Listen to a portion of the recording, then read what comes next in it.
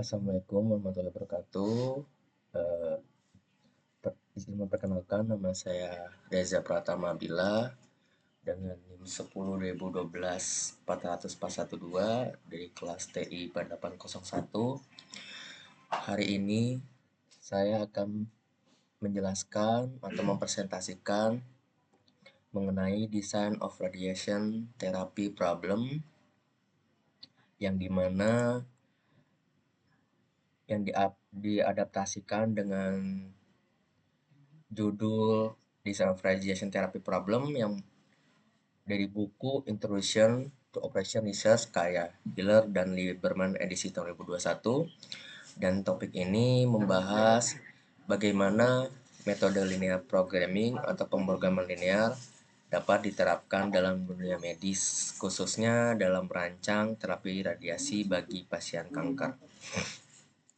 Lalu kita lanjut slide selanjutnya, yaitu study case-nya mengenai kasus Mary. Di sini bisa kita jabarkan, Mary didiagnosis menderita kanker ganas pada bagian kandung kemih atau disebut juga gallbladder lesion. Kondisi ini sudah cukup lanjut sehingga Mary harus menjalani terapi radiasi intensif sebagai upaya utama untuk memperlambat perkembangan sel kanker dan meningkatkan peluang kesembuhannya. Dan di sini terapi radiasinya adalah proses di mana medis di sinar radiasi berenergi tinggi ditembakkan ke tubuh pasien menggunakan alat bernama external beam treatment machine, dan sinar ini juga menembus jaringan tubuh dan menghancurkan sel-sel kanker dengan cara merusak struktur DNA-nya. Namun tantangan dari terapi radiasi ini bisa kita ketahui sifatnya tidak selektif. Kalau kita bisa bilang juga, itu menyerang sel kanker, sinar ini juga dapat merusak jaringan sehat di sekitarnya. Oleh karena itu, dibutuhkan suatu perancangan yang cermat untuk menentukan arah, jumlah, dan intensitas sinar radiasi agar hasilnya efektif membunuh sel kanker, tetapi tetap aman bagi jaringan sehat. Dalam hal ini, kita akan mencoba menggunakan metode linear programming untuk menentukan kombinasi terbaik nih antara dua arah sinar radiasi yang akan diberikan kepada pasien Mary. Lalu kita lanjut di slide ketiga ini, kalau kita bisa lihat tujuan desain terapinya. Yaitu kalau kita bisa lihat tujuan utama dari perancangan itu tuh kayak terapi radiasi ini untuk menentukan kombinasi sinar dan intensitas radiasi yang optimal. Optimal yang kita bisa maksud itu dosis yang diberikan cukup tinggi untuk menghancurkan sel kanker dan dampak terhadap jaringan sehat seminimal mungkin. Lalu kalau kita bisa lihat di datanya ini mengenai Mary ya, yang radiasi terapi, untuk area ada healthy anatomy, yaitu ada lagi critical tissues, tumor region, center of tumor. Yang pertama yang bisa kita lihat tuh healthy anatomy. Di sini tuh ada keterangan fraction of entry dust absorbed by area atau average-nya. Yaitu untuk yang pertama healthy anatomy itu untuk beam satunya 0,4 dan untuk beam 2-nya 0,5. Lalu kita lihat juga recession on total average dosisnya ya, kilorasnya itu minimize. Lalu kita lanjutkan critical tissues. Critical tissues juga kalau kita bisa lihat-lihat juga beam satunya itu 0,3, untuk beam 2-nya 0,1, dan untuk restriction on total average dosisnya itu kurang dari 7. Lalu kita lanjutkan lagi tumor region. Di sini tumor region juga beam satunya 0,5, beam 2-nya 0,5 juga tetap sama. Lalu resection on totalnya juga, fresh dosage-nya juga sama dengan 6 gitu. Jadi gak ada kurang lebih atau lebih dari. Lalu kalau bisa kita lanjutkan juga, di sini ada center of tumor yang dimana beam satunya tuh 0,6 dan BIM 2-nya tuh 0,4.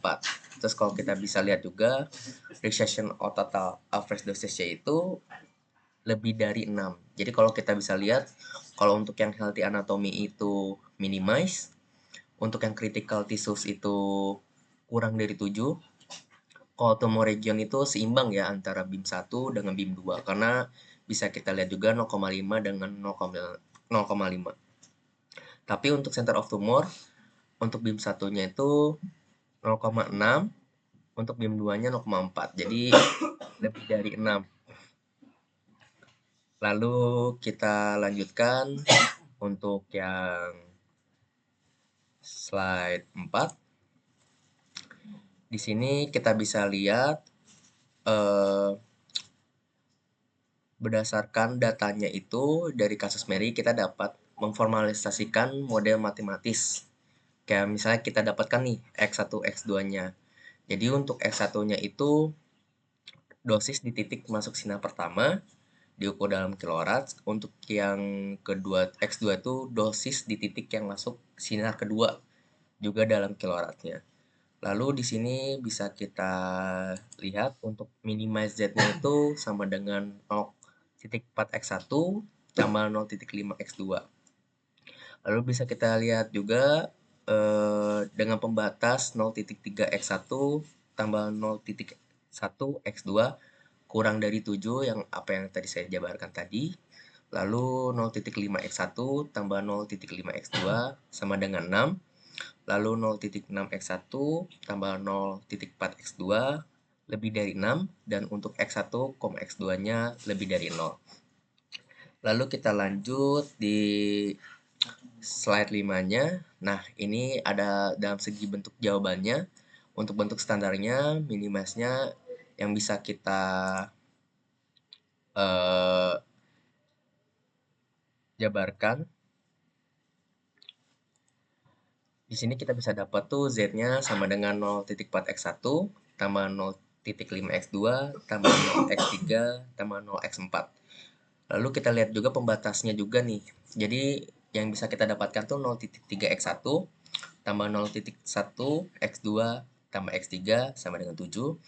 Lalu dilanjutkan 0,5x1 tambah 0,5x2 sama dengan 6. Lalu dilanjutkan untuk yang ketiganya 0,6x1 tambah 0,4x2 min x4 sama dengan 6. Lalu di sini bisa kita dapatkan x1, x2, x3, x4 lebih dari 0. Lalu kita lanjutkan untuk yang nomor 6, slide 6, yang bisa kita dapat nih, bentuk kanoniknya itu minimasnya untuk Z-nya 0,4x1 tambah 0,5x2 tambah 0x3 tambah 0x4 tambah x5 tambah mx6. Lalu yang bisa kita dapatkan yaitu dengan pembatasnya 0,3x1 tambah 0,1x2 tambah x3 sama dengan 7. Lalu 0,5x1 tambah 0,5x2 tambah x5 sama dengan 6. Lalu dilanjutkan 0,6x1 tambah 0,4x2 min x4 tambah x6 sama dengan 6. Lalu di sini didapatkannya juga x1, x2, x3, x4, x5, x6 lebih dari 0. Lalu kita lanjutkan untuk slide 7. Slide 7 itu dimana kalau kita bisa lihat nih, kalau dari segi iterasi pertama ya, yang kita bisa lihat itu kita dengan memilih variabel yang memiliki koefisien negatif terbesar di baris fungsi tujuan sebagai variabel yang masuk ke basis. Selanjutnya kita hitung rasio untuk menentukan variabel yang keluar dari basis. Lalu kalau bisa kita lihat juga untuk yang iterasi 2 juga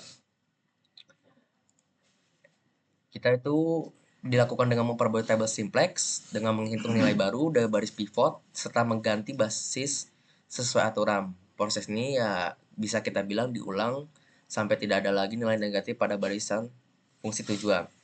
Setelah itu kita masuk nih, kita lihat dari yang kita simpulkan dari iterasi 1, iterasi 2 dengan menentukan dari segi garisnya garis basis C, lalu dengan CB-nya seperti yang iterasi 1, 2, lalu kita bisa mendapatkan di iterasi 3.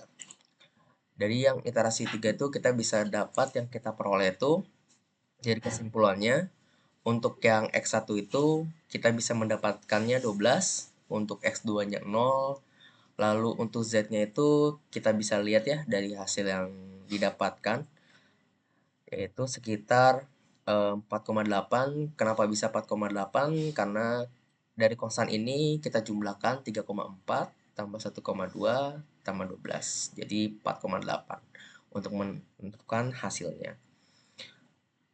Lalu dari yang saya bisa dapat untuk kesimpulan seluruhnya, berdasarkan hasil perhitungannya yang menggunakan simplex method ini, ya yang bisa saya dapat dosis optimalnya untuk sinar pertama itu adalah 12 kilorad, untuk dosis optimal untuk sinar kedua adalah 0 kilorad, dan total dosis yang diserap oleh jaringan sehat sebesar, coba kita cross check lagi ya, sebesar 4,8. Apakah sesuai dengan iterasi 3? Ternyata sesuai.